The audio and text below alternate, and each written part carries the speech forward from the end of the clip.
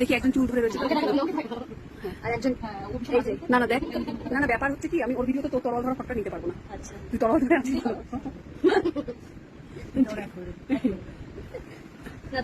এই যে একজন টাকা তরল ধরে রয়েছিস। Hello everyone, welcome to Nitu's makeover and nail art. আজকে চলে এসেছি একটি বেবি শাওয়ার মেকআপ লুক নিয়ে। কাজটি ছিল 16 জুনের। কাজটির লোকেশন ছিল গয়েশপুরেই। বুকিংটি আমায় করেছিল রিয়াদি তার 9 মান্থের বেবি শাওয়ারের জন্য আমাকে বুক করে এবং আমার সাথে প্রথমেই কথা বলে নেয় যে কেমন কিভাবে সাজতে চাইছে। আমাদের মধ্যে সবকিছু ডিসকাস হয়ে যায়। আমি সকাল 9টার মধ্যে লোকেশনে পৌঁছে যাই। লোকেশনে পৌঁছে আমরা একটু ওয়েট করতে থাকি। তারপরে দিদি সমস্ত কাজবাজ সেরে খাওয়া দাওয়া সেরে মেকআপে বসে।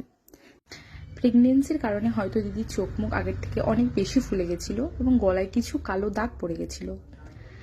দিদির গলার থেকে ফেস অনেকটা বেশি ফেয়ার ছিল, তো আমি ফেস অনুযায়ী মেকআপটা করেছি।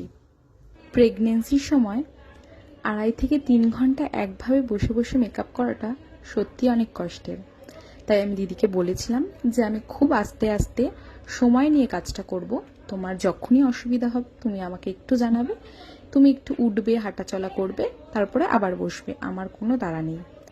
তাই দিদিরও যখন অসুবিধা হয়েছে দিদি আমাকে জানিয়েছে এবং উঠে একটু হাঁটাচলা করে আবার মেকআপে বসে গেছে।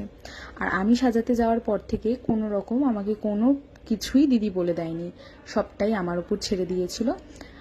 বলেছিল যে তুমি যেমন সাজাবে সাজাও, শুধু আমাকে হেয়ার স্টাইলটা কেমন করতে হবে সেটা আগের থেকে জানিয়ে রেখেছিল। দিদিকে রেডি করার সময় দিদির কিছু ফ্রেন্ডসরা চলে এসেছিল যারা আমাকে হেয়ার করার সময় অনেক হেল্প করেছে। তো সবার সহযোগিতায় আমি কাজটা কেমন করেছি সেটা রইল তোমাদের জন্য। ভিডিওটা দেখে আমাকে জানিও যে আমার কাজটা কেমন হয়েছে। ভালো লাগলে অবশ্যই লাইক কমেন্ট করো।